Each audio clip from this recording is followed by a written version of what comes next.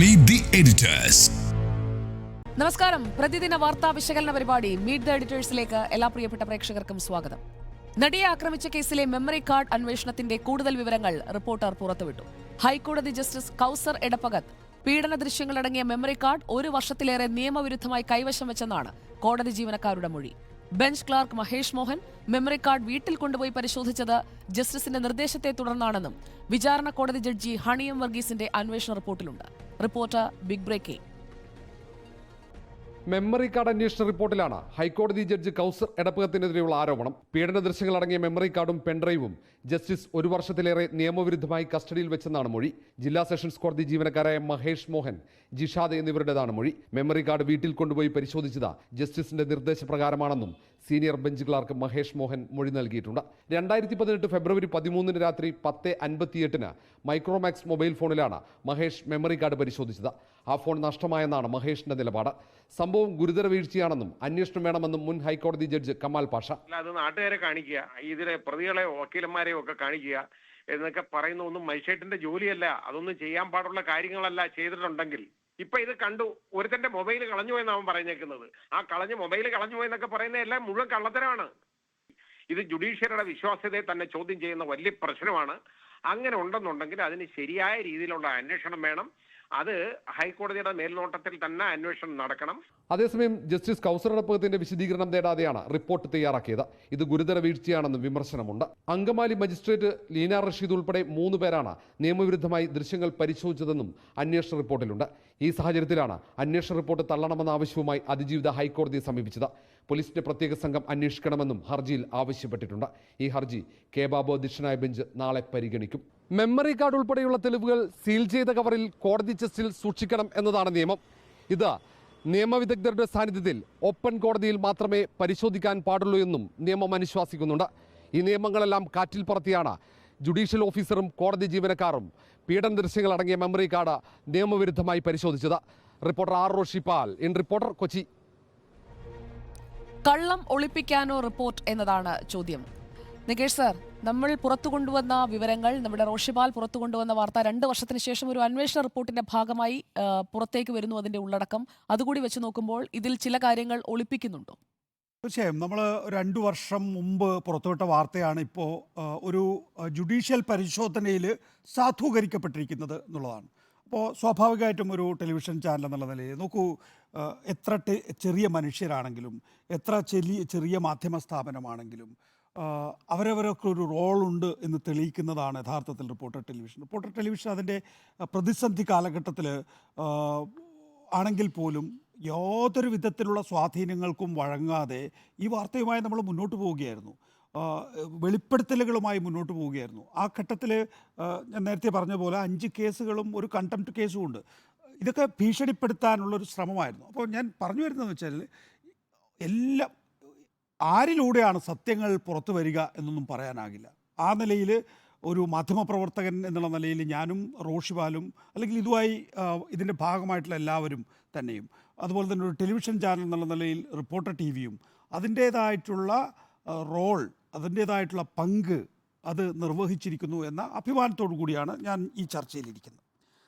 ഇതിനകത്ത് പറ്റിയിട്ടുള്ള പ്രധാനപ്പെട്ട കാര്യം നോക്കൂ, ഇങ്ങനെയൊരു റിപ്പോർട്ട് പുറത്തു വന്നുവെങ്കിൽ പോലും ആ റിപ്പോർട്ടിലൂടെ തെളിയിക്കപ്പെട്ടിട്ടുള്ളത് ഇത് അനധികൃതമായി ആക്സസ് ചെയ്യപ്പെട്ടു എന്നാണെങ്കിൽ തന്നെയും ആ റിപ്പോർട്ടിൽ ഒരുപാട് നിയമവിരുദ്ധമായ കാര്യങ്ങൾ ചൂണ്ടിക്കാണിക്കുന്നു. ആ നിയമവിരുദ്ധമായ കാര്യങ്ങൾ യഥാർത്ഥത്തിൽ പരിഗണിക്കപ്പെട്ടിട്ടില്ല എന്നുള്ളതാണ്. ഞാനത് 1 by 1 ആയി പറയാം.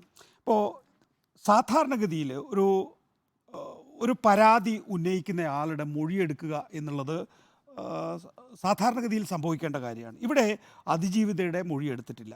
ഒരു കംപ്ലൈനൻറ്റിൻ്റെ മൊഴിയെടുക്കുക, എന്നിട്ട് അവർക്ക് എന്താണ് പറയാനുള്ളത് എന്നുള്ളത് ഈ സാധാരണഗതിയിൽ സംഭവിക്കേണ്ട കാര്യം മാത്രമല്ല, ഹൈക്കോടതിയിൽ ജസ്റ്റിസ് ബാബുവിൻ്റെ ജഡ്ജ്മെൻറ്റിലും അത് വളരെ വ്യക്തമായി പറയുന്നുണ്ട്.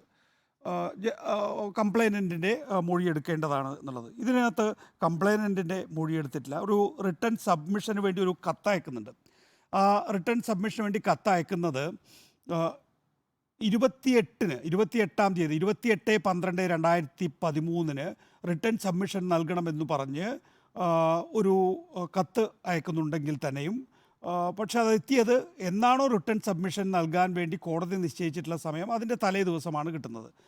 എൻക്വയറിയിലെ തെളിവ് കോപ്പി തന്നാൽ മാത്രമേ റിട്ടേൺ സബ്മിഷൻ നൽകാനാകൂ എന്ന് പറഞ്ഞു. എങ്കിൽ പോലും എറണാകുളത്തെ പ്രിൻസിപ്പൽ സെഷൻസ് ഈ പരിശോധന നടത്തുന്ന എറണാകുളത്തെ പ്രിൻസിപ്പൽ സെഷൻസ് ജഡ്ജിയെ സംബന്ധിച്ചിടത്തോളം, അതായത് ഹണിയം വർഗീസിനെ സംബന്ധിച്ചിടത്തോളം, അവർക്ക് അങ്ങനെ ഒരു റിട്ടേൺ സബ്മിഷൻ ആവശ്യമായി വന്നില്ല. അതിൻ്റെ അടിസ്ഥാനത്തിൽ അവർ ആ റിട്ടേൺ സബ്മിഷൻ ഇല്ലാതെ തന്നെ 8/1/2023 അതിജീവിതയുടെ മൊഴി ഇല്ലാതെ തന്നെ റിപ്പോർട്ട് എഴുതി എന്നുള്ളതാണ്. അപ്പോൾ ഒന്നാമത്തെ ഫണ്ടമെൻ്റൽ മിസ്റ്റേക്ക്, അതിജീവിതയുടെ റിട്ടേൺ സബ്മിഷൻ ഇല്ലാതെ, രേഖാമൂലമുള്ള മൊഴിയില്ലാതെ ഈ റിപ്പോർട്ട് എഴുതി എന്നുള്ളതാണ് ഏറ്റവും പ്രധാനപ്പെട്ട കാര്യം. പിന്നെ റിപ്പോർട്ട് എഴുതി കഴിഞ്ഞപ്പോൾ കോപ്പി തരാൻ അതിജീവിത ആവശ്യപ്പെടുന്നുണ്ട്. എന്നാൽ ഹണിയം വർഗീസ്, അതായത് എറണാകുളം പ്രിൻസിപ്പൽ സെഷൻസ് കോടതി അത് തള്ളുകയാണ് ചെയ്തിട്ടുള്ളത്. അപ്പോൾ ഇതിനൊരു വേറൊരു പശ്ചാത്തലമുണ്ട്. ഈ തരത്തിൽ മെമ്മറി കാർഡിലെ ദൃശ്യങ്ങൾ അനധികൃതമായി ആക്സസ് ചെയ്യപ്പെട്ടു എന്ന് വ്യക്തമായതിന് ശേഷം ഈ കാര്യങ്ങൾ അന്വേഷിച്ച് കണ്ടെത്തണം എന്ന് ഇതേ കോടതിയിൽ തന്നെ അതിജീവിത ആവശ്യപ്പെട്ടതാണ്. അന്ന് ആ ഹർജി തള്ളി. അതിനുശേഷം ജസ്റ്റിസ് കെ ബാബുവിൻ്റെ ബെഞ്ചിലേക്ക്, ഹൈക്കോടതിയിലേക്ക് അപ്പീലായി പോയപ്പോഴാണ് ഈ കാര്യം അന്വേഷിക്കേണ്ടതാണ് എന്ന് കണ്ടെത്തിയിട്ടുള്ളത്.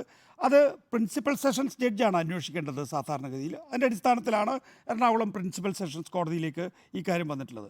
അങ്ങനെ താൻ തള്ളിയ ഒരു ഹർജി ഹൈക്കോടതിയിൽ അപ്പീലിലൂടെ അതിജീവിതയ്ക്ക് അനുകൂലമായ വിധി വരികയും അതിന്മേലൊരു അന്വേഷണം നടക്കുകയും ആ അന്വേഷണ റിപ്പോർട്ട് ചോദിച്ചപ്പോൾ ആ അന്വേഷണ റിപ്പോർട്ട് പോലും നൽകാൻ കഴിഞ്ഞില്ല, അല്ലെങ്കിൽ തയ്യാറായില്ല എന്നുള്ള ഒരു നിയമനിഷേധം അവിടെ നടന്നിട്ടുണ്ട്.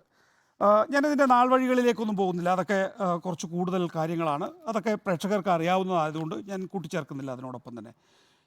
ഏതായാലും മെമ്മറി കാർഡ് കോടതിയുടെ പരിഗണനയിലിരിക്കെ 3 തവണ അനധികൃതമായി പരിശോധിക്കപ്പെട്ടു എന്നുള്ളതാണ്. അതാണല്ലോ നമ്മളൊക്കെ കൊടുത്തിട്ടുള്ള വാർത്ത. നമ്മൾ കൊടുത്ത വാർത്ത എന്ന് പറഞ്ഞാൽ നമ്മളിങ്ങനെ സ്വയംഭൂവായി വന്ന വാർത്ത കൊടുക്കുകയല്ല ചെയ്തിട്ടുള്ളത്.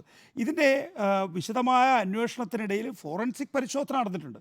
ആ ഫോറൻസിക് പരിശോധനാ ഫലങ്ങളിലൂടെയാണ് ഈ പറയുന്ന ദൃശ്യങ്ങൾ അനധികൃതമായി ആക്സസ് ചെയ്യപ്പെട്ടു എന്നുള്ള വിവരം നമ്മുടെ അടുത്തേക്ക് എത്തിയത്.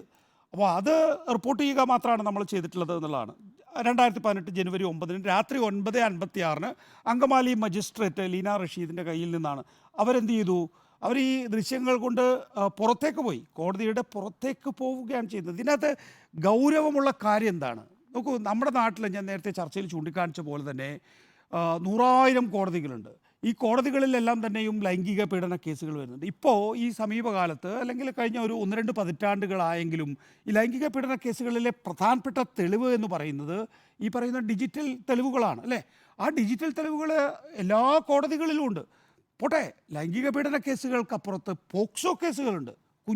കുട്ടികളെ ലൈംഗികമായി പീഡിപ്പിക്കുന്ന പോക്സോ കേസുകളുണ്ട്. അതിലും ഈ പറയുന്ന ഡിജിറ്റൽ തെളിവുകളുണ്ട്. ഇതൊക്കെ എങ്ങനെയാണ് സൂക്ഷിക്കേണ്ടത് എന്നെ സംബന്ധിച്ച് ഇതേ കേസിൽ തന്നെ, നടിയെ ആക്രമിച്ചത് കേസിൽ തന്നെ സുപ്രീം കോടതിയിൽ വിശദമായ വാദം കേൾക്കുകയും ജസ്റ്റിസ് ഖാൻവിൽക്കർ മാർഗനിർദ്ദേശങ്ങൾ അടങ്ങിയിട്ടുള്ള ഒരു വിശദമായ ജഡ്ജ്മെൻറ്റും തന്നിട്ടുണ്ട്. ആ ഘട്ടത്തിലാണ്, അല്ലെങ്കിൽ അതേ കേസിൽ തന്നെയാണ് ഈ തരത്തിലുള്ള നിരുത്തരവാദപരമായിട്ടുള്ള കാര്യങ്ങൾ നടക്കുന്നത് എന്നുള്ളത് ആലോചിക്കുമ്പോഴാണ് നേരത്തെ ജസ്റ്റിസ് കമാൽ പാഷ ചൂണ്ടിക്കാണിച്ചതുപോലെ തന്നെ വേലി തന്നെ വിളവ് തിന്നുകയാണോ, അല്ലെങ്കിൽ അതിനപ്പുറത്തേക്ക് നമുക്ക് ചിലപ്പോൾ പ്രയോഗങ്ങളൊക്കെ നമ്മുടെ ചിലപ്പോൾ കുറഞ്ഞു പോകും, അതിനപ്പുറത്തേക്ക് ഈ കേസിൽ സംഭവിക്കുന്നത് എന്നുള്ളതാണ്. ഇപ്പോൾ നേരത്തെ ചൂണ്ടിക്കാണിച്ചതുപോലെ അങ്കമാലി മജിസ്ട്രേറ്റ് ലീന റഷീദ് വീട്ടിൽ കൊണ്ടുപോവുകയോ അല്ലെങ്കിൽ കോടതിക്ക് പുറത്തു കൊണ്ടുപോവുകയോ ചെയ്തിരിക്കുന്നു എന്നുള്ളതാണ്. ഡിസംബർ 13 രാത്രി 10:58 എറണാകുളം സെഷൻസ് കോടതിയിലെ senior bench clerk Mahesh Mohan, അതിനകത്തൊക്കെ ഈ റിപ്പോർട്ടിൻ്റെ ചില ഭാഗങ്ങളാണ് യഥാർത്ഥത്തിൽ അതിജീവിത ഇപ്പോൾ ഹൈക്കോടതിയിൽ സമർപ്പിച്ചിരിക്കുന്ന ഹർജിയിലുള്ളത്. ആ ഭാഗങ്ങളിലൂടെയാണ് റിപ്പോർട്ടിൽ എന്താണ് എന്നത് സംബന്ധിച്ച് നമുക്ക് മനസ്സിലാക്കാൻ സാധിക്കുന്നത്. ഈ ഡിസംബർ 13 രാത്രി 10:58 സംഭവിച്ച കാര്യങ്ങൾ ഒരുപക്ഷെ നമ്മുടെയൊക്കെ സാമാന്യ ബുദ്ധിയെ വെല്ലുവിളിക്കുന്നതാണ്. അതിൽ മഹേഷ് മോഹൻ എന്ന് പറയുന്ന സീനിയർ ബെഞ്ച് ക്ലർക്ക് നൽകിയിട്ടുള്ള മൊഴി, അതിൽ പറയുന്നത് മെമ്മറി കാർഡ് പരിശോധിക്കുന്നത് സംബന്ധിച്ച് അന്നത്തെ പ്രിൻസിപ്പൽ സെഷൻസ് കോടതി ജഡ്ജി, ഇപ്പോഴത്തെ ഹൈക്കോടതി ജഡ്ജിയുടെ നിർദ്ദേശങ്ങൾ തനിക്കുണ്ടായിരുന്നു എന്നാണ് ഈ ബെഞ്ച് ക്ലർക്കായിട്ടുള്ള മഹേഷ് മോഹൻ പറയുന്നത്. അതിൽ അദ്ദേഹം പറയുന്നത് താൻ ഇത്തരം കാര്യങ്ങൾ, അതായത് അന്നത്തെ പ്രിൻസിപ്പൽ സെഷൻസ് കോടതി ജഡ്ജി, ഇപ്പോഴത്തെ ഹൈക്കോടതി ജഡ്ജി, ഈ മഹേഷ് മോഹൻ എന്ന് പറയുന്ന ബെഞ്ച് ക്ലാർക്കിനോട് പറയാണ്, ഞാൻ സാധാരണഗതിയിൽ ഇങ്ങനെ മെമ്മറി കാർഡ് അടക്കമുള്ള സാങ്കേതിക കാര്യങ്ങളൊക്കെ തന്നെയും ആക്സസ് ചെയ്യാറുള്ളത് മകൻ്റെ സഹായത്തോടു കൂടിയാണ്, മകനെയാണ് ഞാൻ അക്കാര്യങ്ങളിൽ ആശ്രയിക്കാറുള്ളത്. എന്നാൽ ഇത് ഇപ്പോൾ ലൈംഗികമായി ഒരു പെൺകുട്ടിയെ ആക്രമിക്കുന്ന കേസാണല്ലോ, ഇത് ഏൽപ്പിക്കാനാകില്ലല്ലോ എന്ന് പറഞ്ഞിട്ടാണ് തന്നെ ഏൽപ്പിക്കുന്നത് എന്നാണ് മഹേഷ് മോഹൻ പറയുന്നത്.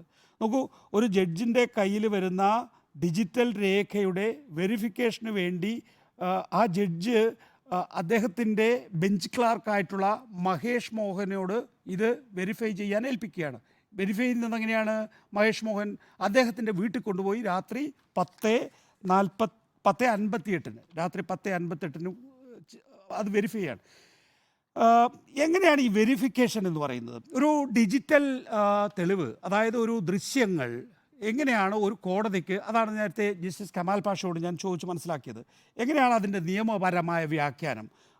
വെരിഫിക്കേഷൻ അപ്പോൾ പെൻഡ്രൈവോ മെമ്മറി കാർഡോ ഓഡിയോ ക്ലിപ്പോ ഇതൊക്കെ തന്നെയും ലാപ്ടോപ്പിലോ അല്ലെങ്കിൽ ഏതെങ്കിലും ഒക്കെ വീഡിയോ പ്ലെയറിൽ ഇട്ട് കാണേണ്ട കാര്യമാണോ? സാധാരണഗതിയിലല്ല. ഒന്ന് അങ്ങനെ ഏതെങ്കിലും തരത്തിൽ വെരിഫൈ ചെയ്യണമെങ്കിൽ അതിനാണ് നമ്മുടെ സർക്കാർ അംഗീകൃത ഫോറൻസിക് ലാബുകൾ. ആ സർക്കാർ അംഗീകൃത ഫോറൻസിക് ലാബുകളിൽ കൊടുത്ത് ആ വിദഗ്ധർ പരിശോധിച്ച് കഴിഞ്ഞതിന് ശേഷം അവരുടെ സാന്നിധ്യത്തിൽ കോടതിയിൽ വെച്ചാണ് ഇതിൻ്റെ വെരിഫിക്കേഷൻ നടക്കേണ്ടത്, ഓപ്പൺ കോർട്ടിൽ വെച്ചാണ് ഈ വെരിഫിക്കേഷൻ നടക്കേണ്ടത്. അപ്പോൾ ഇപ്പോൾ ഞാൻ ഈ കേസിലെ കക്ഷിയാണ് അല്ലെങ്കിൽ പ്രതിയാണ് എങ്കിൽ എനിക്ക് ഈ പറയുന്ന ദൃശ്യങ്ങൾ ആക്സസ് ചെയ്യണമെങ്കിൽ അത് കോടതിയിലൂടെ സാധിക്കുള്ളൂ. നമുക്കറിയാമല്ലോ, ഇപ്പോൾ തൊണ്ടി മുതൽ സാധാരണഗതിയിൽ എന്താണ് എന്നത് സംബന്ധിച്ച് പ്രതിക്ക് ഡിഫൻസിനായി അതിൻ്റെ വിശദാംശങ്ങൾ കൊടുക്കും. എന്നതുപോലെ ഒരു ഡിജിറ്റൽ രേഖ പ്രതിക്ക് കൊടുക്കാൻ കഴിയില്ല. അതും ജസ്റ്റിസ് കാൻവിൽക്കറിൻ്റെ അടുത്തേക്ക് പോയി വിധി നിർണ്ണയിച്ചിട്ടുള്ളതാണ്. അപ്പോൾ ഇത് ഓപ്പൺ കോർട്ടിൽ പ്രതിഭാഗം അഭിഭാഷകന് കാണണമെങ്കിൽ പ്രോസിക്യൂഷൻ്റെ കൂടി സാന്നിധ്യത്തിൽ മാത്രമാണ് ഓപ്പൺ കോർട്ടിൽ അത് കാണിക്കാൻ കഴിയുക എന്നുള്ളതാണ്. ഇവിടെ എന്താ വെരിഫിക്കേഷന് വേണ്ടി വീട്ടിൽ കൊടുത്തയക്കാനുള്ള സാഹചര്യം? അങ്ങനെ വീട്ടിൽ കൊടുത്തയക്കാൻ പാടില്ല എന്നുള്ള അറിയാത്ത ഒരു പ്രിൻസിപ്പൽ സെഷൻ ജഡ്ജാണോ നമ്മുടെ നാട്ടിലുള്ളത് എന്നുള്ളതാണ്. അങ്ങനെ കൊണ്ടുപോകുന്ന മെമ്മറി കാർഡ് ട്രാൻസ്ഫർ ചെയ്യപ്പെടുന്നില്ല എന്ന് എന്തുറപ്പാണ് ജഡ്ജിനുള്ളത്? അങ്ങനെ ഉറപ്പ് വരുത്താനുള്ള ശ്രമമെങ്കിലും ജഡ്ജ് നടത്തിയിട്ടുണ്ടോ?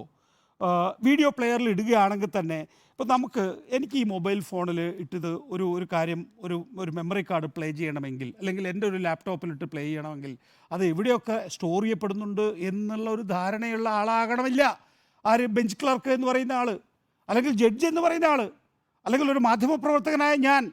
കാരണം അതൊന്നും അല്ലല്ലോ നമ്മളുടെ പ്രധാനപ്പെട്ട അറിവ് മേഖല എന്ന് പറയുന്നത്. അപ്പോൾ ഇവിടെ ആ നിലയിൽ യാതൊരു പരിശോധനയുമില്ലാതെ ആളുടെ വീട്ടിലേക്ക് കൊടുത്തയച്ചിരിക്കുന്നു എന്ന് പറയുമ്പോൾ അത് ഏറ്റവും കുറഞ്ഞത് തൻ്റെ പ്രസൻസിൽ, ജഡ്ജിൻ്റെ പ്രസൻസിൽ തന്നെയെങ്കിലും വേണം എന്ന് ഉറപ്പുവരുത്താൻ പോലും അദ്ദേഹം തയ്യാറായില്ല എന്നുള്ളത് വളരെ ദൗർഭാഗ്യകരമോ നിയമവിരുദ്ധമോ ആയിട്ടുള്ള കാര്യമാണ് എന്നുള്ളതാണ് നമ്മൾ മനസ്സിലാക്കേണ്ടത്. പിന്നെ മഹേഷ് മോഹൻ്റെ മൊഴി മാത്രമാണ് എടുത്തിരിക്കുന്നത്. ഈ റിപ്പോർട്ട് തയ്യാറാക്കുമ്പോൾ മഹേഷ് മോഹനോട് ചോദിക്കുന്നു, നമ്മൾ ഇപ്പോൾ CJM കോടതിയിൽ നിന്ന് വന്നു. CJM കോടതിയിൽ പൂർണ്ണമായും തെറ്റാണ് കാര്യങ്ങൾ ചെയ്തിട്ടുള്ളത്. അവർ പുറത്തേക്ക് കൊണ്ടുപോയിരിക്കുകയാണ് ചെയ്തിരിക്കുന്നത്. പുറത്തേക്ക് കൊണ്ടുപോയി ഇത് ആർക്കൊക്കെ കാണിച്ചു കൊടുത്തു എന്നോ ആരൊക്കെ ഇത് ദുരുപയോഗം ചെയ്തു എന്നുള്ളതിനെ സംബന്ധിച്ച ഒരു വിശാലമായിട്ടുള്ള അന്വേഷണത്തിനുള്ള സാധ്യതകൾ നിൽക്കുകയാണ്. ഞാനതിൻ്റെ മറ്റ് ഭാഗങ്ങളിലേക്കൊന്നും പോകുന്നില്ല. വിശാലമായ അന്വേഷണത്തിൻ്റെ സാധ്യത എന്ന് ഞാൻ പറയുമ്പോൾ അതിനകത്ത് എല്ലാം ഉണ്ട്. ആ വിശാലമായ അന്വേഷണത്തിൻ്റെ സാധ്യതയിലേക്ക് പോവുകയാണ്. ഇപ്പോൾ നമ്മൾ വരുന്നത് പ്രിൻസിപ്പൽ സെഷൻസ് ജഡ്ജിൻ്റെ കേസിലേക്കാണ്. പ്രിൻസിപ്പൽ സെഷൻസ് ജഡ്ജിൻ്റെ വിഷയത്തിൽ എന്നോട് പ്രിൻസിപ്പൽ സെഷൻസ് ജഡ്ജ് ഇങ്ങനെ പറഞ്ഞു, അതുകൊണ്ട് ഞാൻ വീട്ടിൽ കൊണ്ടുപോയി രാത്രി 10:58 കണ്ടു എന്ന് പറയുമ്പം അത് ശരിയാണോ എന്നുള്ളത്, അതായത് മഹേഷ് മോഹൻ എന്ന് പറയുന്ന ബെഞ്ച് ക്ലാർക്കിനോട് അങ്ങ് ഇത് പറഞ്ഞിട്ടുണ്ടോ എന്ന് ആ പറയുന്ന പ്രിൻസിപ്പൽ സെഷൻസ് ജഡ്ജിനോട് ചോദ്യം ചോദിക്കണ്ടേ ഈ റിപ്പോർട്ട് തയ്യാറാക്കുന്നവർ? എന്നാലല്ലേ അതിനകത്ത് പൂർണ്ണത. നാളെ ഈ പ്രിൻസിപ്പൽ സെഷൻസ് ജഡ്ജി പറയുകയാണ് ഞാൻ അങ്ങനെയൊന്നും പറഞ്ഞിട്ടില്ല എന്ന് പറയുകയാണെങ്കിൽ ഈ റിപ്പോർട്ട് പൊളിഞ്ഞില്ലേ? അപ്പോൾ അതുപോലും ചെയ്തിട്ടില്ല ഈ റിപ്പോർട്ടിൽ എന്ന് പറയുന്ന നിലയിലേക്ക് വളരെ ഉപരിപ്ലവം എന്ന നിലയിലല്ല, ശരിക്കും പറഞ്ഞാൽ തെറ്റിദ്ധരിപ്പിക്കുകയോ അല്ലെങ്കിൽ മറ്റെന്തൊക്കെയോ ലക്ഷ്യങ്ങളോടുകൂടി തന്നെയാണ് ഈ റിപ്പോർട്ട് തയ്യാറാക്കിയിരിക്കുന്നത് എന്നുള്ളതാണ്. ഈ വെരിഫിക്കേഷൻ, അതാണ് ഞാൻ നേരത്തെ ജസ്റ്റിസ് കമാൽ പാഷയോട് ചോദിച്ചത്, അതിൻ്റെ നിയമഭാഷ എന്താണെന്നുള്ളത്. സാധാരണഗതിയിൽ ഒരു തൊണ്ടി വന്നാൽ ഇത് വെരിഫൈ ചെയ്യുക, വെരിഫിക്കേഷൻ നടത്തുക എന്ന് പറഞ്ഞാൽ എണ്ണിത്തിട്ടപ്പെടുത്തുക. അപ്പോൾ 2 റാറ്റ് എൻ്റെ കയ്യിലുണ്ട്, ഈ 2 റാറ്റിൽ ഇത് എണ്ണിത്തിട്ടപ്പെടുത്തുക അല്ലെങ്കിൽ തൂക്കി നോക്കുക എന്നുള്ളതൊക്കെയാണ് സാധാരണഗതിയിൽ കോടതി ഭാഷയിൽ ഈ പറയുന്ന വെരിഫിക്കേഷൻ എന്ന് പറയുന്നത്. ഇവിടെ ഡിജിറ്റൽ തെളിവിനെ സംബന്ധിച്ചിടത്തോളം ആ നിലയിലുള്ള വെരിഫിക്കേഷൻ സാധ്യമല്ല. അതാണ് ഞാൻ നേരത്തെ പറഞ്ഞ ഒരു ജഡ്ജിക്കായാലും മാധ്യമപ്രവർത്തകരായ ഞങ്ങളെ സംബന്ധിച്ചിടത്തോളം ആണെങ്കിലും ഒരു വെരിഫിക്കേഷൻ എന്ന് പറയുന്നത് അതിൻ്റേതായിട്ടുള്ള എക്സ്പേർട്ട് വന്ന് ചെയ്യുക അല്ലെങ്കിൽ അവരുടെ ലാബിൽ അത് ചെയ്യുക. അത് തന്നെയാണ് ഈ കേസിൽ പല ഘട്ടങ്ങളിലും ചെയ്തിട്ടുള്ളത് എന്ന് നമ്മൾ മനസ്സിലാക്കിയിട്ടുള്ള കാര്യമാണ്. അപ്പോൾ വെരിഫിക്കേഷൻ എന്ന് പറയുന്ന വാക്കിനെ തെറ്റായി വ്യാഖ്യാനിച്ചിരിക്കുന്നു എന്നുള്ളതാണ്. മറ്റൊന്ന് നിയമവിരുദ്ധമായ കാര്യം. ജഡ്ജി പറഞ്ഞു, ഞാൻ വീട്ടിൽ കൊണ്ടുപോയി ഫോണിലിട്ട് നോക്കി, ആ ഫോൺ എവിടെ എന്ന് ചോദിച്ചപ്പോൾ അത് നശിപ്പിച്ചു ഒരാൾ. മൈക്രോമാക്സ് എന്ന് പറയുന്നൊരു ഫോണുണ്ട്, ആ ഫോൺ നശിപ്പിച്ചു എന്ന് പറയാണ്. വേറൊരു ഫോൺ കളഞ്ഞുപോയി എന്ന് പറയാണ്.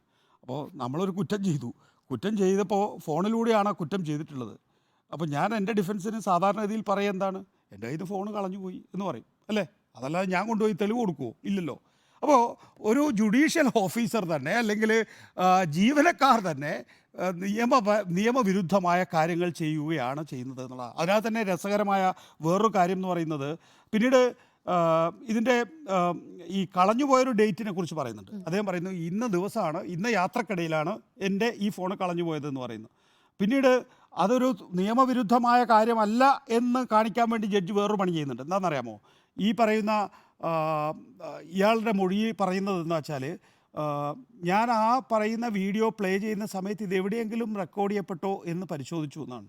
അപ്പോൾ കളഞ്ഞു പോയി എന്ന് പറയുന്ന ഡേറ്റ് എന്ന് പറയുന്നത് ഒരു ഡേറ്റ്, അത് കഴിഞ്ഞ് കുറേ കാലം കഴിഞ്ഞിട്ടാണ് ഈ വാർത്ത പുറത്തു വരുന്നത്. അപ്പോഴാണ് ഇയാൾ ഇത് പ്രശ്നമായി എന്ന് അറിയുന്നത്.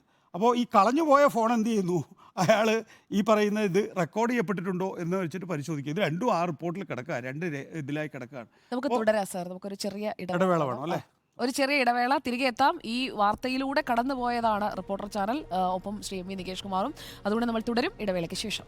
മിഡ് എഡിറ്റേഴ്സിലേക്ക് വീണ്ടും സ്വാഗതം. കള്ളം ഒളിപ്പിക്കാനോ എന്ന റിപ്പോർട്ടിൽ നികേഷ് സാർ സംസാരിച്ചുകൊണ്ടിരിക്കുകയാണ്. നികേഷ് സാർ, ഇതിൽ നീതിപീഠം, അതുമായി ബന്ധപ്പെട്ട ആളുകൾ, അവരുടെയൊക്കെ ഒരു വിശ്വാസ്യത പോലും ചോദ്യം ചെയ്യപ്പെടുന്ന രീതിയിലാണ് ഈ വിഷയം ഇപ്പോൾ എത്തി നിൽക്കുന്നത് അല്ലേ? പിന്നെ സംശയം എന്താ കാര്യത്തിൽ, നീതിപീഠത്തിൻ്റെ വിശ്വാസ്യതയെ ചോദ്യം ചെയ്യുന്നുണ്ട് എന്ന് പറയാൻ എനിക്ക് യാതൊരു മടിയുമില്ല. അതിനകത്ത് ഞാൻ പറഞ്ഞല്ലോ നേരത്തെ, എൻ്റെ പേരിൽ 5 FIR-ഉം ഒരു കണ്ടംപ്റ്റ് ഓഫ് കേസും ഉണ്ട്. ഞാൻ ആ കേസുമായിട്ടൊക്കെ മുന്നോട്ട് പോകുന്നതിൻ്റെ കാര്യം എന്ന് പറഞ്ഞാൽ എനിക്ക് നല്ല ബോധ്യമുണ്ട്, ഇനി അതിനകത്ത് വധശിക്ഷ വിധിച്ചാലും ഞാൻ ഈ കേസിൽ നിന്ന് പിൻവാങ്ങുന്ന പ്രശ്നമില്ല എന്നുള്ളതാണ്. അതുകൊണ്ട് നീതിപീഠത്തിന് ഇക്കാര്യത്തിൽ പിഴവ് പറ്റി എന്നുള്ള കാര്യത്തിൽ ഒരു സംശയവുമില്ല. അത് ഒരിക്കൽ കൂടി അരക്കെട്ടുറപ്പിക്കുകയാണ് ഈ റിപ്പോർട്ട് എന്നുള്ളത്. നമുക്ക് ഈ അതിജീവിത ഉന്നയിച്ച വിഷയം എന്ന് പറയുന്നത് ആർട്ടിക്കിൾ 14 പ്രകാരം അവരുടെ അവകാശം ലംഘിക്കപ്പെട്ടിട്ടുണ്ട്. അവർ ലൈംഗികമായി ആക്രമിക്കപ്പെട്ടു. നമ്മളെല്ലാം ലൈംഗികമായി, പുരുഷനാണെങ്കിലും സ്ത്രീയാണെങ്കിലും ലൈംഗികമായി ആക്രമിക്കപ്പെടാം. ലൈംഗികമായി ആക്രമിക്കുന്ന ദൃശ്യങ്ങൾ എടുത്ത് നമ്മളെ ബ്ലാക്ക്മെയിൽ ചെയ്യുക എന്നുള്ളതാണല്ലോ. അതൊരു കുറ്റകൃത്യമാണ്. ആ കുറ്റകൃത്യം നമ്മൾ എന്ത് ചെയ്യുന്നു, കോടതിയിൽ റിപ്പോർട്ട് ചെയ്യുന്നു, അല്ലെങ്കിൽ പോലീസിൽ റിപ്പോർട്ട് ചെയ്യുന്നു, അത് കോടതിയിലെത്തുന്നു. ഇക്കാര്യത്തിൽ എനിക്ക് നീതി വേണം എന്നുള്ളതാണ്. ഞാൻ ലൈംഗികമായി ആക്രമിക്കപ്പെട്ടിരിക്കുന്നു എന്ന് ഒരു പെൺകുട്ടി പോയി പറയാം. അതുകൊണ്ട് അവർക്ക് നഷ്ടമേ ഉള്ളൂ. അവർ ലൈംഗികമായി ആക്രമിക്കപ്പെട്ടതുകൊണ്ട് ഉണ്ടായിട്ടുള്ള അവരുടെ ശരീരപരമായ വേദന, അവരുടെ മാനഹാനിയൊക്കെ അവിടെ നിൽക്കുകയാണ്. പിന്നീട് അവരെന്ത് ചെയ്യുന്നു, പോലീസ് സ്റ്റേഷനുകളിൽ കീഴിറങ്ങേണ്ടി വരുന്നു, കോടതികളിൽ വിവിധങ്ങളായിട്ടുള്ള അന്വേഷണത്തിൻ്റെ ഭാഗമാകേണ്ടി വരുന്നു. അപ്പോൾ പീഡനപർവം തന്നെയാണ് യഥാർത്ഥത്തിൽ അവിടെ ഉണ്ടാകുന്നത്. അപ്പോഴും അതിജീവിത തുടർന്നും ആ കേസുമായി മുന്നോട്ട് ഒരതിജീവിതയല്ല, നമ്മുടെ മുന്നിൽ കുറേ അതിജീവിതമാരുണ്ടല്ലേ. ആ അതിജീവിതമാരൊക്കെ തന്നെയും തുടർന്നും ആ കേസുമായി മുന്നോട്ട് പോകുന്നതിൻ്റെ കാരണം എന്താണ്, ഇനി വരാനിരിക്കുന്ന ചില ആളുകളുണ്ട് അല്ലേ, നമ്മുടെ പുതിയ തലമുറയുണ്ട്, അവർക്കുണ്ടാകാൻ സാധ്യതയുള്ള കാര്യങ്ങൾ ഇല്ലാതാക്കാൻ കഴിയുമോ എൻ്റെ ഈ പോരാട്ടം കൊണ്ട്, അല്ലെങ്കിൽ അവർക്ക് സുഗമമായ ഒരു കോടതി നടപടികൾ കിട്ടുമോ? ഇത് മാത്രമാണ് ഈ കേസിലെ അതിജീവിതം ചെയ്തുകൊണ്ടിരിക്കുന്നത്. അല്ലാതെ അവർക്കിനി ഒരു നീതിയും കിട്ടാനില്ല. അവരെ സംബന്ധിച്ചിടത്തോളം അവർ ഈ കേസ് തുറന്നു പറഞ്ഞതിലൂടെ തന്നെ അവരുടെ നിയമപരമായിട്ടുള്ള ദൗത്യം പൂർത്തിയാക്കി കഴിഞ്ഞിരിക്കും. ഞാൻ പറഞ്ഞു വരുന്നതെന്ന് വെച്ചാൽ, അവർ ആർട്ടിക്കിൾ 14 പ്രകാരം അവരുടെ അവകാശം ലംഘിക്കപ്പെട്ടിട്ടുണ്ടോ എന്ന് അറിയുന്നതിന് വേണ്ടിയിട്ടാണ്. അപ്പോൾ അവിടെയാണ് ഈ റിപ്പോർട്ടിൽ ചില ജീവനക്കാരെ ബലിയാടാക്കിയിരിക്കുന്നത്, അവരുടെ ഫോണുകൾ നശിപ്പിക്കുകയോ കാണാതാവുകയോ ചെയ്യുന്നത്, ആ നിലയിൽ തെളിവുകൾ നശിപ്പിക്കപ്പെട്ടതായി കോടതി തന്നെ റിപ്പോർട്ട് സമർപ്പിക്കുന്നത്. റിപ്പോർട്ട് സമർപ്പിക്കുമ്പോൾ അക്കാര്യത്തിലൊരു ഇൻവെസ്റ്റിഗേറ്റീവ് ഏജൻസിയുടെ സഹായം തേടാമെന്നുള്ള കേരള ഹൈക്കോടതിയുടെ ഉത്തരവ് യഥാർത്ഥത്തിൽ ഈ പ്രിൻസിപ്പൽ സെഷൻസ് കോടതി ജഡ്ജി തന്നെ നിരാകരിക്കുന്നു. അപ്പോൾ ഏത് പ്രതിയും പറയുന്ന കാര്യങ്ങൾ ആ പ്രതി അവരെ പ്രതി ചേർക്കാതെ അവർ പറയുന്നത് എന്താണെന്നറിയോ? ഇതിൻ്റെ ഫൈനൽ റിപ്പോർട്ടിൽ എന്താ അവർ പറയുന്നതെന്നറിയോ? അവസാന വാചകങ്ങൾ എങ്ങനെയാണെന്നറിയോ? 118 എന്ന് പറയുന്ന നടിയെ ആക്രമിച്ച കേസുണ്ടല്ലോ, ആ നടിയെ ആക്രമിച്ച കേസിൻ്റെ കൾമിനേഷൻ പോയിന്റിൽ ഞാൻ ഇതും തീർപ്പാക്കി തരാം എന്നുള്ളതാണ്. അതൊന്നും അവരോട് പറയാൻ പറഞ്ഞിട്ടില്ല. അവരോട് ഹൈക്കോടതി ഉത്തരവ് അവരോട് ഈ കാര്യങ്ങൾ പരിശോധിക്കാനും അന്വേഷണ ഏജൻസികളുടെ സഹായത്തോടു കൂടി കുറ്റക്കാരെ കണ്ടെത്തി നിയമപരമായ നടപടി IPC പ്രകാരം നിയമപരമായ നടപടി എടുക്കാനാണ്. അവർ പറയുന്നത് അങ്ങനെ IPC നടപടിയൊന്നും എടുക്കണ്ട, ഞാൻ മറ്റേ നടിയാക്രമിച്ച കേസിലെ കൾമിനേഷൻ പോയിന്റിൽ ഞാൻ ഇത് ഒത്തുതീർപ്പാക്കി തരാം എന്നുള്ള നിലയിൽ റിപ്പോർട്ട് അവതരിപ്പിച്ച് വിടുകയാണ് ചെയ്തിട്ടുള്ളത് എന്നുള്ളതാണ്. അപ്പോൾ ഈ ദൃശ്യങ്ങൾ വളരെ പ്രധാനപ്പെട്ട ചില ചോദ്യങ്ങളുണ്ട്. ഈ ദൃശ്യങ്ങൾ കോപ്പി ചെയ്ത് പ്രതിയെ സഹായിച്ചിട്ടുണ്ടോ എന്നുള്ളത്. നോക്കൂ, ദിലീപിൻ്റെ ഈ കേസിൻ്റെ നാൾവഴികൾ പരിശോധിച്ചിട്ടുള്ളവർക്കറിയാം. ദിലീപിൻ്റെ സഹോദരൻ അനൂപിൻ്റെ ഫോണിൽ നിന്നും ഈ ദൃശ്യങ്ങളുടെ വെർബാറ്റിം കണ്ടെടുത്തിട്ടുണ്ട്. അതായത് വെർബാറ്റിം എന്ന് പറയുമ്പോൾ നമ്മൾ സാധാരണഗതിയിൽ വെർബാറ്റിം എന്ന് പറയുന്ന പദം ഉപയോഗിക്കുന്ന എവിടെയാണ്? ഒരാളുടെ പ്രസംഗത്തിൽ അയാളുടെ പ്രസംഗം നമ്മൾ അതേപോലെ തന്നെ എഴുതിയെടുക്കുക എന്നുള്ളതല്ലേ. ഇതിനകത്ത് ഡയലോഗില്ലല്ലോ, ഇതൊരു ലൈംഗിക അതിക്രമമാണല്ലോ. പക്ഷേ അതിൻ്റെ സീൻ ബൈ സീൻ, ആ സമയത്ത് ആ പെൺകുട്ടി ഏതെങ്കിലും തരത്തിൽ ഒച്ചയുണ്ടാക്കിയിട്ടുണ്ടോ, ആ സമയത്ത് അക്രമിയായിട്ടുള്ള പൾസർ സുനി എന്തെങ്കിലും തരത്തിൽ ഒച്ചയുണ്ടാക്കിയിട്ടുണ്ടോ എന്ന് പറയുന്നത് വെർബാറ്റിം ഈ അനൂപിൻ്റെ ഫോണിൽ നിന്ന് കണ്ടെടുത്തിട്ടുണ്ട്. അപ്പോൾ അനൂപിൻ്റെ ഫോണിലേക്ക് എങ്ങനെയാണ് എത്തിയത്? അവിടെയാണ് അങ്കമാലി മജിസ്ട്രേറ്റ് കോടതിയിൽ പ്രതിയായിട്ടുള്ള ദിലീപിനും അഭിഭാഷകർക്കും ഇത് കാണാനുള്ള അവസരം ലഭിച്ചിട്ടുണ്ട് എന്നുള്ളത് നമുക്കറിയാവുന്ന കാര്യമാണ്. പക്ഷേ അങ്ങനെ കാണാൻ അങ്കമാലി കോടതിയിൽ വെച്ച് കണ്ടിട്ടുണ്ടെങ്കിൽ തന്നെയും ഈ നിലയിൽ വെർബാറ്റിം എഴുതിയെടുക്കാൻ കഴിയില്ല. കാരണം ആ സമയത്ത് അവിടെ ഉണ്ടായിരുന്ന APP മൊഴി നൽകിയിട്ടുണ്ട്. പ്രസൂൺ എന്ന് പറയുന്ന APP മൊഴി നൽകിയിട്ടുണ്ട്.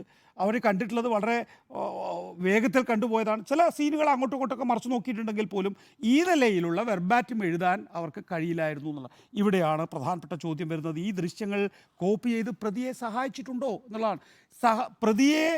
പ്രതിക്ക് ഈ പറയുന്ന കോപ്പി കിട്ടാതെ ബാലേന്ദ്രകുമാറിൻ്റെ മൊഴിയിലെ ബാലേന്ദ്രകുമാർ മൊഴി എന്താണ് പറയുന്നത്? ബാലേന്ദ്രകുമാർ ദിലീപിൻ്റെ വീട്ടിലിരുന്ന് ദിലീപ് ഇത് കാണുന്നത് ബാലേന്ദ്രകുമാർ കണ്ടു എന്നുള്ളതാണ് മൊഴി. അപ്പോൾ എന്നിട്ട് ബാലേന്ദ്രകുമാറിനെ ക്ഷണിക്കുകയാണ്, ഈ ദൃശ്യങ്ങൾ കാണണോ എന്ന് ചോദിച്ച് ക്ഷണിക്കുകയാണ്. വേണ്ട എന്ന് ബാലേന്ദ്രകുമാർ പറഞ്ഞു ഒഴിയുന്നു. അപ്പോൾ ദിലീപ് അത് കണ്ടുന്നു, അതിന് ശബ്ദം കൂട്ടുന്നു. മാത്രമല്ല ആ സമയത്ത് ലാൽ മീഡിയയിൽ കൊണ്ടുപോയി ഈ ഓഡിയോ എൻഹാൻസ് ചെയ്ത് കേട്ടു എന്നാണ് പറയുന്നത്. ആ നിലയിലാണ് നമ്മൾ അനൂപിൻ്റെ ഫോണിൽ ഇതിൻ്റെ വെർബാറ്റിം കാണുന്നത് എന്നുള്ളതാണ്. അപ്പോൾ ദൃശ്യങ്ങൾ ചോർത്തി പ്രതിയെ സഹായിച്ചിട്ടുണ്ടോ എന്നുള്ളതാണ്. ഈ നടി എന്ന് പറയുന്നത് എൻ്റർടൈൻമെൻറ്റ് ബിസിനസ്സിൽ വളരെ സുപ്രസിദ്ധയായ നടിയാണ്. അവരെ ആക്രമിക്കുന്ന ദൃശ്യങ്ങളാണ്. അത് ആർക്കൊക്കെ ഷെയർ ചെയ്യപ്പെട്ടു. നോക്കൂ, നമ്മൾ നേരത്തെ പറഞ്ഞില്ലേ നടിയുടെ നീതിയെക്കുറിച്ച്. നാളെ ഇത് ഡാർക്ക് വെബിലോ അല്ലെങ്കിൽ നാളെ ഒരുപക്ഷെ ഇൻ്റർനെറ്റിലാകെ തന്നെയോ ഇത് പ്രചരിച്ചാലുണ്ടാകുന്ന അവസ്ഥ എന്താണ്? സുജി ഒരു പെൺകുട്ടിയാണല്ലോ, എന്തായിരിക്കും അവസ്ഥ? അത്രയും ഗൗരവമായി കൈകാര്യം ചെയ്യേണ്ട ഒരു വിഷയമാണ് കോടതികളിൽ നിരുത്തരവാദപരമായി അല്ലെങ്കിൽ ക്രിമിനൽ മനസ്സോടുകൂടി ദുരുപയോഗിക്കപ്പെട്ടിരിക്കുന്നത് എന്നുള്ളതാണ്. മാത്രമല്ല ചെയ്തിരിക്കുന്നത്, ഇതിനകത്ത് 118 എന്ന് പറയുന്ന നടിയെ ആക്രമിച്ച കേസിലെ മൊഴിയാതെ അതേപടി ഈ പറയുന്ന principal sessions judge honey M Varghese തയ്യാറാക്കാൻ ഏൽപ്പിച്ചിരിക്കുന്നത് വളരെ ഗൗരവമായിട്ടുള്ള ഒരു കേസാണ് എന്ന് മാത്രമല്ല, അവരെ സംബന്ധിച്ചിടത്തോളം, അതിജീവിതയെ സംബന്ധിച്ചിടത്തോളം ഈ കേസിൽ അന്തിമമായി ഇക്കാര്യത്തിൽ നീതി കിട്ടാൻ വേണ്ടി അവർ ഹൈക്കോടതിയിലേക്ക് വീണ്ടും പോയിരിക്കുകയാണ്. ഹൈക്കോടതിയിൽ പോയി അവരുന്നയിച്ച പ്രധാനപ്പെട്ട കാര്യമെന്ന് പറയുന്നത് IG റാങ്കിൽ കുറയാത്ത ഓഫീസറുടെ നേതൃത്വത്തിൽ അന്വേഷണം വേണമെന്നുള്ളതാണ്.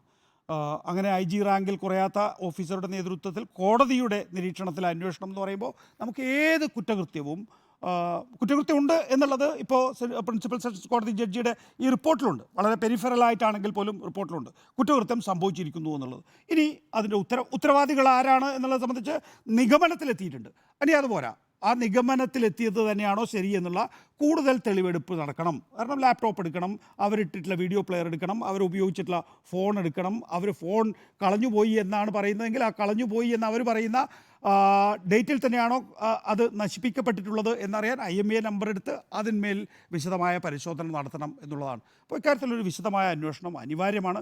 അത് അതിജീവിതയെ സംബന്ധിച്ചിടത്തോളം അല്ല, വരാനിരിക്കുന്ന ഭാവിയിൽ ഈ തരത്തിൽ ലൈംഗികമായി ആക്രമിക്കപ്പെടുന്ന പെൺകുട്ടികൾക്ക് വേണ്ടി ഞാൻ ഇതിലെ അതിജീവിതയെ ഒരിക്കൽ കൂടി അഭിവാദ്യം ചെയ്യുകയാണ്. ഒരുപക്ഷെ ഇത്രയും ധൈര്യം കേരളത്തിൽ മറ്റൊരു പെൺകുട്ടിയും കാണിച്ചിട്ടുണ്ടാവില്ല.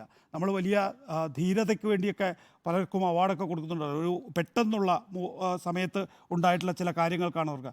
ഇതൊരു ജീവിതം മുഴുവൻ അതിജീവിത ഭാവി തലമുറയ്ക്ക് വേണ്ടി വിനിയോഗിക്കുന്നു എന്നുള്ളത്, അവരുടെ നല്ല ഭാവിക്ക് വേണ്ടി വിനിയോഗിക്കുന്നത്. എനിക്ക് പെൺമക്കളുള്ള ആളാണ്, നിങ്ങൾക്ക് എല്ലാവർക്കും, എനിക്ക് തോന്നുന്നു നിങ്ങൾ രണ്ടുപേർക്കും പെൺമക്കളുണ്ട്. നമ്മളെയൊക്കെ സംബന്ധിച്ചിടത്തോളം അവരുടെയൊക്കെ ഭാവിക്ക് വേണ്ടി ആ പെൺകുട്ടി നടത്തുന്ന പോരാട്ടത്തിന് big salute. Okay, Andrews sir എന്ത് തോന്നുന്നു? ഈ റിപ്പോർട്ടിന്റെ ഉള്ളടക്കം പരിശോധിക്കുമ്പോൾ നമ്മൾ പുറത്തു കൊണ്ടുവന്ന വാർത്തയാണ്, അക്കാര്യങ്ങൾ സ്ഥിരീകരിക്കുന്ന രീതിയിലാണ്, എങ്കിൽ പോലും പലതും മിസ്സിംഗ് ആയി തോന്നുന്നില്ലേ? നോക്കൂ സുജയ, ഞാൻ ഇതിനെ കാണുന്നത് റിപ്പോർട്ടർ ടി വി ഈ കേസ് ഏറ്റെടുത്ത് വളരെ വൈകാരികമായി ഇതിൻ്റെ സത്യാവസ്ഥ അന്വേഷിച്ച് റോഷിബാലും നികേഷ് സാറൊക്കെ നടക്കുന്ന സമയത്ത് ഞാനിത് അങ്ങനെ വീക്ഷിക്കുകയായിരുന്നു. ഈ മെമ്മറി കാർഡ് അതിലെ ദൃശ്യങ്ങൾ പുറത്തുപോയി എന്ന് പറയുമ്പോൾ ആ സമയത്തുണ്ടായിരുന്ന ഇതിനെ അനുകൂലിക്കുന്ന ആൾക്കാർ, അല്ലെങ്കിൽ ഈ പ്രതിഭാഗത്തെ അനുകൂലിക്കുന്ന ആൾക്കാർ അന്ന് മുഴുവൻ പറഞ്ഞിരുന്നത് എന്താണ്? അങ്ങനെ ഒരു സംഭവം ഇല്ല എന്നാണ്. അങ്ങനെ ഒരു സംഭവം നടന്നിട്ടില്ല, അങ്ങനെ ഒരു സംഭവം നടക്കാൻ സാധ്യതയില്ല, കോടതിൻ്റെ മേൽനോട്ടത്തിൽ അങ്ങനെ നടക്കുമോ, എന്തൊക്കെ വാദങ്ങളാണ് ആ സമയങ്ങളിൽ നടന്നു. നോക്കൂ, ഇപ്പം ഈ ഹണി മെമ്മോറിയസിൻ്റെ അന്വേഷണ റിപ്പോർട്ടിൽ പറയുകയാണ് എന്താണ്, ജില്ലാ പ്രിൻസിപ്പൽ സെഷൻസ് കോടതിൻ്റെ ബെഞ്ച് ക്ലർക്കായ മഹേഷ് ഇത് രാത്രി 9:58 വീട്ടിൽ കൊണ്ടുപോയിട്ട് കണ്ടിരിക്കുകയാണ്. 10:58 ഞാൻ പറയുന്ന ഒരു കോടതിയിൽ തെളിവായിരിക്കുന്ന ഒരു സാധനം അവിടെ കൊടുത്തിട്ടുണ്ടെങ്കിൽ അത് അവിടുന്ന് പുറത്തു പോകാൻ പാടുമോ? അതാരാണ് നികേഷ് സാർ നേരത്തെ പറഞ്ഞതാണ്, അതൊരു ജഡ്ജിയുടെ സാന്നിധ്യത്തിൽ കാണാൻ, അങ്ങനെയെങ്കിലും നമുക്ക് പറയാം. ഇതെന്താണ്, ഒരാളെ വീട്ടിൽ കൊണ്ട് കാണാൻ കൊടുത്തുകൊണ്ടിരിക്കുകയാണ്, അല്ലെങ്കിൽ പുറത്തു പോയി കണ്ടോളാൻ പറഞ്ഞിരിക്കുകയാണ്, അത് കണ്ടു എന്ന് തെളിഞ്ഞിരിക്കുക. അതുതന്നെ വലിയ കുറ്റമല്ലേ? ചെറിയ കുറ്റമാണ്. ആ ഒറ്റ കാര്യം മതി. ആ ഒറ്റ കാര്യം വന്നാൽ തന്നെ എത്ര വലിയ കുറ്റമാണ്. 3 പ്രാവശ്യം അവർ കണ്ടു എന്നാണ് ഇതിൻ്റെ ഈ ഹാഷ്ടാഗ് മാറിയെന്നാണ് ഈ അന്വേഷണ റിപ്പോർട്ടിലുള്ളത്. 2018 ജനുവരി 9 പിന്നെ 2018 ഡിസംബർ 13, പിന്നെ 2021 ജൂലൈ 19. അപ്പം ഞാൻ പറയുന്നത്, ഇങ്ങനെ ഒരു റിപ്പോർട്ട് വന്നപ്പോൾ തന്നെ ഇതിൻ്റെ മാനം മാറി. ഇനി ഇതിൻ്റെ അന്വേഷണം ഈ ഘട്ടത്തിൽ ഇങ്ങനെ നടത്തിയാൽ മതിയാവുമോ എന്നുള്ള കാര്യം, ഇതൊരു പോലീസ് സംവിധാനത്തിൻ്റെ കീഴിലേക്കൊക്കെ അന്വേഷിക്കേണ്ടി വരും എന്നുള്ള കാര്യം 100% ഉറപ്പായിട്ടുള്ളതാണ്. ഈ അതിജീവിതയുടെ കാര്യം പറയുമ്പോൾ അടുത്ത കാര്യം, ഈ അതിജീവിത ഒരു സാധാരണ സ്ത്രീക്കോ അല്ലെങ്കിൽ ഒരു പെൺകുട്ടിക്കോ ഇങ്ങനെ ചെയ്യാൻ കഴിയില്ല എന്നേ. ആരോടെ ഇങ്ങനെ വലിയ ഹൈക്കോടതി ജഡ്ജിമാർ, സെഷൻസ് ജഡ്ജിമാർ, പോലീസ് ഉദ്യോഗസ്ഥർ, വലിയ നടന്മാർ, വലിയ സ്വാധീനമുള്ള ഇവരോടൊക്കെ ഒരു സാധാരണ പെൺകുട്ടിക്ക്, അല്ലെങ്കിൽ കുറച്ചുകൂടി സ്വാധീനം കൂടിയുള്ള ഒരാൾക്ക് പെൺകുട്ടിക്ക് പറ്റുമോ അത്? കാരണം ഞാൻ എൻ്റെ മാനസത്തിന് നഷ്ടം പറ്റി എന്ന് പറഞ്ഞിട്ട് ഞാനിങ്ങനെ നടക്കുകയാണ് നീതി തേടി. അപ്പം നീതി തേടി നടക്കുക എന്ന് പറയുന്നത് അത്ര ചെറിയ കാര്യമേ അല്ല. നമ്മുടെ നാട്ടിലാണ് നടക്കുന്നത്. അതുമാത്രമല്ല, ഈ റിപ്പോർട്ടർ ടി വി ഇത് കൊണ്ടുവന്നതിൽ കെട്ട് ഭാവിയിലെ ജനതയ്ക്ക്, അല്ലെങ്കിൽ ഭാവിയിലെ ഈ പറഞ്ഞ ഇതുപോലെയുള്ള കുട്ടികൾക്കും സ്ത്രീകൾക്കും കിട്ടിയ ഗുണം എന്താണ്? ഇതുപോലെ ഡിജിറ്റൽ തെളിവുകൾ എങ്ങനെ സൂക്ഷിക്കണമെന്നൊരു മാനദണ്ഡം ഉണ്ടായിരുന്നില്ല ഈ നാട്ടിൽ. ഇത്രയും വലിയ പുരോഗമനം പറയുന്ന, ഇത്രയും നല്ല കേസ് എങ്ങനെ വാദിക്കണം, അങ്ങനെ വാദിക്കണം, ഇങ്ങനെ വാദിക്കണം എന്ന് പറയുന്ന സ്ഥലത്ത് ഒരു ഡിജിറ്റൽ തെളിവ് എങ്ങനെ സൂക്ഷിക്കണം എന്നുള്ളൊരു മാനദണ്ഡം ഉണ്ടായിരുന്നില്ല. ഈ കേസിലാണ് അങ്ങനെ ഒരു മാനദണ്ഡം വന്നത്. ചരിത്രത്തിൻ്റെ ഭാഗമാണിത്. ഞാൻ പറയുന്നത്, ഈ പറയുന്ന നടിയെ ആക്രമിച്ച കേസ് എപ്പോഴും ചരിത്രത്തിൻ്റെ ഭാഗമായി മാറുമെന്നാണ് ഞാൻ പറയുന്നത്. കാരണം ഇതിനകത്ത് പ്രധാനപ്പെട്ട കാര്യം എന്ന് വെച്ചാൽ, നമ്മൾ മനഭംഗത്തിന് ഇരയാകുന്നവർ ഇത്തരം കേസുകളിലേക്ക് പോകാത്തതിൻ്റെ ഏറ്റവും പ്രധാനപ്പെട്ട കാരണം എന്ന് വെച്ചാൽ അത് കൂടുതൽ ദൃശ്യങ്ങൾ തന്നെയാണ്. അത് കാരണം നമ്മളൊരു സിനിമ കാണുന്നത് എങ്ങനെയാണ് നികേഷ് സാറേ? നമ്മളൊരു സിനിമ കാണുന്നത് അതിനെ ഷൂട്ട് ചെയ്ത് നമ്മൾ ലൈഫ് ലോങ്ങിലേക്ക് വെക്കുകയാണ്, സിനിമ കാണുന്നത് പോലെ. ഇത് അതിനേക്കാളും കഷ്ടമായ നമ്മുടെ മാനത്തിന് വില പറഞ്ഞ സാധനം ഒരു ഡിജിറ്റൽ തെളിവായി ഒരു സ്ഥലത്ത് സൂക്ഷിക്കുകയാണ്. ആ സൂക്ഷിക്കുന്ന സ്ഥലത്തിന് കെട്ടുറപ്പില്ല, അതൊരു വിശ്വാസമുള്ള സ്ഥലത്തല്ലെങ്കിൽ ഈ പറയുന്ന അവസ്ഥ ഈ കുട്ടിക്ക് മാത്രമല്ല, ഈ പറയുന്ന അതിജീവിതയ്ക്ക് മാത്രമല്ല, ജനങ്ങൾക്ക് മുഴുവൻ ഇത് ബാധിക്കുന്ന കാര്യമാണ്. ഇങ്ങനെ ഒരു ഫൈറ്റ് ചെയ്തു എന്ന് പറയുന്നത് തന്നെ വലിയൊരു കാര്യമാണ്. ഞാൻ പറയുന്നത് ഇനി ഇതിന് സത്യം പറഞ്ഞിട്ടൊരു ഈ പറയുന്ന ഹൈക്കോടതി ഒരു പ്രത്യേക ജഡ്ജിനെ അപ്പോയിൻറ്റ് ചെയ്തതുപോലെ തന്നെ ഇതിനൊരു സെപ്പറേറ്റ് കേസായി കാണണമെന്നാണ് ഞാൻ പറയുന്നത്. ഇതെന്താണോ നടന്നത്, ഇതിനെ സെപ്പറേറ്റ് കേസ്, ഇത് തെറ്റ് ചെയ്തിട്ടില്ലെങ്കിൽ തെളിയിക്കട്ടെ എന്നേ ഞാൻ പറയുന്നത്. ഇപ്പോൾ ഇതിൽ ഈ അന്വേഷണ റിപ്പോർട്ടിൽ തന്നെ എന്താണ് ഈ പറയുന്ന പ്രിൻസിപ്പൽ സെക്ഷൻസ് ജഡ്ജിൻ്റെ മൊഴിയെടുത്തിട്ടില്ല എന്നാണ് പറയുന്നത്. അത് എത്ര വലിയ തെറ്റാണ്. ഞാൻ പറയുകയാണ്, ഇപ്പം ഞാൻ ഒരു ദൃശ്യം കണ്ടു, നികേഷ് സാർ തന്നുവിട്ട സാധനത്തിലാണ് ഞാൻ ഈ പറയുന്ന ദൃശ്യം കണ്ടത്, അല്ലെങ്കിൽ നികേഷ് സാർ തന്നുവിട്ട കാർഡിലാണ് ഞാൻ ഈ പറയുന്ന വീഡിയോ കണ്ടത് എന്ന് പറയുകയാണ്. ഞാനത് വിശ്വസിച്ചിട്ട് റിപ്പോർട്ടായി കൊടുക്കുകയാണ്. നികേഷ് സാറോട് ചോദിക്കത്തില്ല നിങ്ങൾ ഇതിങ്ങനെ കൊടുത്തിട്ടുണ്ടോ, അല്ലെങ്കിൽ ഈ പറയുന്ന എൻ്റെ വേർഷൻ എന്താണെന്ന് അറിയണ്ടേ. അപ്പം നികേഷ് സാർ പറയും ഞാനങ്ങനെ ചെയ്തിട്ടില്ല എന്ന് പറഞ്ഞാൽ ഇത് വേറെ മാനത്തിലേക്ക് പോകും. അപ്പം ഇതിൽ എല്ലാവിധ ലൂപ്പ് ഹോൾസും എല്ലായിടത്തും ഇട്ടിട്ടാണ് ഇത് കൊടുക്കുന്നത്. അടുത്ത വന്നാൽ അടുത്ത വേർഷൻ, ഇതിൻ്റെ എല്ലാ വേർഷനും ചിന്തിച്ചിട്ടുണ്ടാവുമല്ലോ, അങ്ങനെയായിരിക്കും ഇത് കൊടുത്തിട്ടുണ്ടാവുക. അപ്പോൾ ഈ പറയുന്ന മഹേഷിൻ്റെ മൊഴിയാണെങ്കിലും ഈ പറയുന്ന പിന്നെ പ്രിൻസിപ്പൽ സെഷൻസ് ജഡ്ജിൻ്റെ മൊഴി എടുത്തിട്ടില്ല, അത് മൊഴി എടുത്തിട്ടില്ലെങ്കിലും പിന്നെ അതിനേക്കാൾ വലിയൊരു കാര്യം എന്താണ്, പരാതിക്കാരിയുടെ മൊഴി എടുത്തിട്ടില്ല. നിങ്ങളുടെ പരാതി എന്താണെന്ന് ചോദിച്ചിട്ടില്ല. ചരിത്രത്തിലാദ്യമായിരിക്കും നമ്മളൊരു കേസ് അന്വേഷിക്കുമ്പോൾ ആദ്യത്തെ കാര്യം എന്താണ്, പരാതിക്കാരിനെ വിളിച്ചു വരുത്തും, എന്നിട്ട് പറയുന്നത് എന്താണ് നിങ്ങളുടെ പരാതി, ഇന്നതാണ്, ഇതിനനുസരിച്ചുള്ള ക്വസ്റ്റ്യൻസ് എല്ലാം അടുത്ത ആൾക്കോട് ചോദിക്കേണ്ടത്. അങ്ങനെ പരാതിക്കാരിയുടെ മൊഴി എടുത്തിട്ടില്ല. ഇതില്ലാതെ ഒരു അന്വേഷണ റിപ്പോർട്ട് ഹൈക്കോടതിക്ക് കൊടുക്കാമെന്ന് പറയുന്നത് എനിക്ക് തോന്നുന്നത് എന്താ അറിയോ, ഇതിലൊരു ജെനുവിനിറ്റി ഉണ്ട്, ഇതൊരു സത്യസന്ധതയുണ്ട്. ഈ സത്യസന്ധതയാണ് എന്ത് പറയുന്നത്, ഈ പറയുന്ന അതിബുദ്ധികളിൽ കൂടെ പുറത്തു വരുന്നത്. ജെനുവിനായി പോവുകയാണ്, ആദ്യം പരാതിക്കാരിയെ മൊഴിയെടുത്തു, അതിനനുസരിച്ചുള്ള കാര്യങ്ങൾ അന്വേഷിച്ചു, അങ്ങനെ പോവുകയാണെങ്കിൽ ഇതിനൊരു ജെനുവിനിറ്റി ഉണ്ടാകുമായിരുന്നു. ഈ പറയുന്ന അതിബുദ്ധിയും കൊണ്ട് എന്ത് സംഭവിച്ചു, ഇപ്പം ഈ പറയുന്ന ഇപ്പം ഒന്നില്ലെങ്കിലും 3 പേര് പുറത്ത് വന്നു കഴിഞ്ഞല്ലോ പറയാം. അപ്പോൾ ഈ പറയുന്ന ഒരു സംവിധാനത്തിൻ്റെ അകത്ത് ഈ അതിജീവത ചെയ്യുന്നത് പറയുന്നത് വളരെ വലിയ കാര്യമാണ്. ഇതിനൊരു നല്ല ആയിട്ടുള്ളൊരു വിധി ഉണ്ടാവുന്നതാണ് ഞാൻ പ്രതീക്ഷിച്ചത്. ഇപ്പോൾ നാളെ പറയുന്നത് ഹൈക്കോടതി ജഡ്ജിയുടെ നേതൃത്വത്തിൽ പിന്നെ ഐ ജി റാങ്കിലുള്ള ഉദ്യോഗസ്ഥരെ കൊണ്ട് അന്വേഷിക്കണം എന്ന് പറയുന്നത്. രണ്ടാമത്തെ കാര്യം എന്താണ് പറയുന്നത്, പിന്നെ എന്തൊരു പറഞ്ഞോ, രണ്ട് കാര്യങ്ങളാണ് നാളെ പറഞ്ഞിട്ടുള്ളത്. അപ്പോൾ നാളെ വിധി വരുമ്പോൾ നാളെ അറിയാം ഇപ്പോൾ ഇതെന്താണ് സംഭവിക്കാൻ പോകുന്നതെന്നുള്ളത്. ഇക്കാര്യത്തിൽ ഹൈക്കോടതി ജഡ്ജി കെ ബാബു അദ്ദേഹത്തിന്റെ ബെഞ്ചിലേക്കാണ് നാളെ ഈ അതിജീവിതയുടെ ഹർജി വരുന്നത്. അന്ന് അദ്ദേഹം പറഞ്ഞത് നീതിന്യായ സംവിധാനത്തിന് മേലുള്ള കാർമേഘമാണ് ഈ അനധികൃതമായി നടത്തിയ പരിശോധന എന്നാണ്. അപ്പോൾ അതേ ജഡ്ജിയുടെ ബെഞ്ചിലേക്ക് നാളെ അതിജീവിതയുടെ ഹർജി വരികയാണ്. ഹൈക്കോടതി മേൽനോട്ടത്തിൽ അന്വേഷണം വന്നാൽ മാത്രമേ ഈ റിപ്പോർട്ട് എന്ന് പറയുന്നത് അത് പൂർണ്ണമായും എല്ലാ കാര്യങ്ങളും പരിശോധിച്ചൊരു റിപ്പോർട്ടാണ് എന്ന് ഞാൻ കരുതുന്നില്ല. നികേഷ് സാർ വളരെ വിശദമായി തന്നെ അതിന്റെ പിന്നിലുള്ള കാര്യങ്ങളെക്കുറിച്ച് പറയുകയും ചെയ്തു. ഈ സംവിധായകൻ ബാലചന്ദ്രകുമാറിന്റെ വെളിപ്പെടുത്തൽ അത് വരുന്നത് 2021 ഡിസംബർ 25-നാണ്. നേരത്തെ നികേഷ് സാർ സൂചിപ്പിച്ചതുപോലെ നടിയെ ആക്രമിച്ച ദൃശ്യങ്ങൾ സ്വന്തം വീട്ടിൽ വെച്ച് ദിലീപ്, സഹോദരൻ അനൂപ്, സഹോദരി ഭർത്താവ് സുരാജ് ഉൾപ്പെടെ കണ്ടതിന് താൻ സാക്ഷിയാണ് എന്നുള്ള ബാലചന്ദ്രകുമാറിന്റെ ആ വെളിപ്പെടുത്തലായിരുന്നു ഒരു വലിയ ബോംബ് പോലെ കേരളത്തിൽ പൊട്ടിയത്. ഒരു VIP ആണ് ഈ ദൃശ്യങ്ങൾ വീട്ടിലെത്തിച്ച് നൽകിയത് എന്നും ബാലചന്ദ്രകുമാർ പറഞ്ഞു. അതും ഇപ്പോൾ പുറത്തു വന്ന കാര്യങ്ങളും തമ്മിൽ എന്തെങ്കിലും ലിങ്ക് ഉണ്ടോ എന്ന് വ്യക്തമാകണമെങ്കിൽ ഒരു അന്വേഷണം കൂടിയേ തീരൂ. ആ അന്വേഷണമാണ് വേണ്ടത്.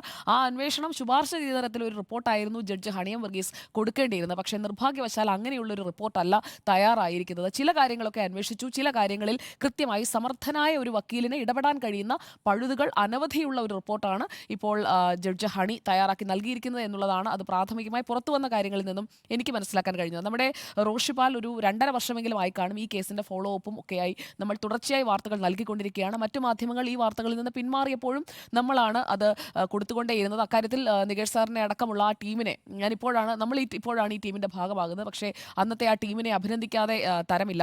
ഈ പീഡന ദൃശ്യങ്ങൾ അടങ്ങിയ മെമ്മറി കാർഡ് നിയമവിരുദ്ധമായി പരിശോധിച്ചു എന്ന് നമ്മൾ സംപ്രേഷണം ചെയ്യുന്ന 2022 ഫെബ്രുവരി 4-5 തീയതികളിലാണ്. അപ്പോഴുണ്ടായ കോലാഹലം എന്ന് പറയുന്നത് ഇങ്ങനെയൊരു കാര്യം നടക്കാനുള്ള ഒരു സാധ്യതയും ഇല്ലാത്തപ്പോൾ ഇത് ചോർന്നുവെന്ന് കള്ളം പ്രചരിപ്പിക്കുകയാണ് എന്നുള്ളതാണ്. അപ്പോൾ ആ കള്ളം പ്രചരിപ്പിക്കുകയാണ് എന്ന് പറഞ്ഞ ആളുകളെയൊന്നും ഇന്നിപ്പോൾ ഈ വിശദാംശങ്ങൾ പുറത്തു വന്നപ്പോൾ നമ്മൾ കാണുന്നില്ല എന്നതാണ് ഏറ്റവും പ്രധാനപ്പെട്ട കാര്യം. ഇതിൽ ഹൈക്കോടതിയുടെ മേൽനോട്ടത്തിൽ ഒരു അന്വേഷണം എന്നതിനപ്പുറം ഇതിൽ വേണ്ട കാര്യം പോലീസ് ഒരു ഫ്രഷ് ആയിട്ടുള്ളൊരു FIR എടുത്തുകൊണ്ട് ഈ കാര്യങ്ങൾ, അതായത് ഈ മഹേഷിനെ ഒന്നും പൂർണ്ണമായും എത്രത്തോളം വിശ്വസിക്കാൻ കഴിയുമെന്നുള്ളത് എനിക്കറിയില്ല. കാരണം ഒരു ജഡ്ജി പറഞ്ഞാൽ ഉടൻ വീട്ടിൽ കൊണ്ടുപോയി അതും പരിശോധിച്ച സമയം എന്ന് പറയുന്നത് ഇതൊക്കെ കണ്ട അയാൾ ആസ്വദിക്കാൻ കൊണ്ടുപോയതായിരിക്കും. അങ്ങനെ പോലും തള്ളിക്കളയാൻ കഴിയില്ല. അങ്ങനെയൊക്കെയുള്ള മനോനിലയുള്ള ആളുകളൊക്കെ ഈ സമൂഹത്തിൽ ഉണ്ട് എന്നുള്ളത് വെച്ച് തന്നെ വേണം നമ്മൾ, അല്ലാതെ നമ്മൾ കുറേ കാര്യങ്ങൾ മറച്ചു വെച്ചത് ചർച്ച ചെയ്തിട്ട് കാര്യമില്ല. അങ്ങനെയൊക്കെയുള്ള മനോനിലയുള്ള ആളുകളിലേക്ക്, അത് പല മേഖലയിൽപ്പെട്ട ആളുകളുണ്ടാകും, അവരിലേക്കൊക്കെ ഈ ദൃശ്യങ്ങൾ ഒരുപക്ഷെ പോയിട്ടുണ്ടാകാം. കാരണം ഒരു ഫോണിലിട്ട് ഇത് ആക്സസ് ചെയ്യുമ്പോൾ നേരത്തെ സാർ സൂചിപ്പിച്ചതുപോലെ ആ ഫോണിൽ അതേസമയം ആക്റ്റീവ് ആയിരുന്നിട്ടുള്ള ഓൺലൈൻ പ്ലാറ്റ്ഫോംസ് ഏതൊക്കെയാണ്, ഏത് വഴിയിലൂടെയൊക്കെ ഇത് ഷെയർ ചെയ്യപ്പെട്ടിട്ടുണ്ടാകാം. അങ്ങനെയുള്ള കാര്യങ്ങളൊക്കെ പരിശോധിച്ചാൽ മാത്രമേ മനസ്സിലാകൂ. നമുക്കല്ലാതെ ഒരു അന്വേഷണ റിപ്പോർട്ടിൽ മാത്രം ഒതുങ്ങുന്ന ഒന്നല്ല, അത് വിശദമായ ശാസ്ത്രീയ പരിശോധനയിലേക്ക് പോകേണ്ടതാണ്.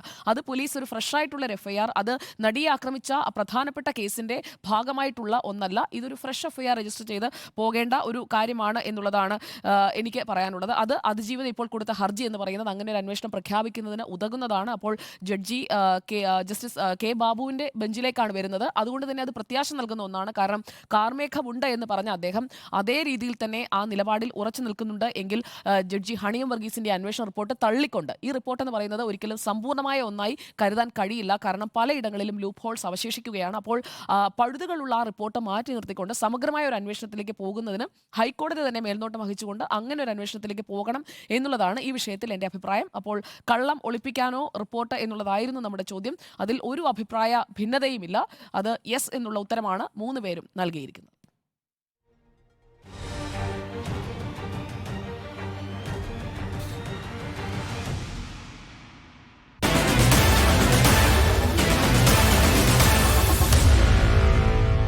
Meet the editors.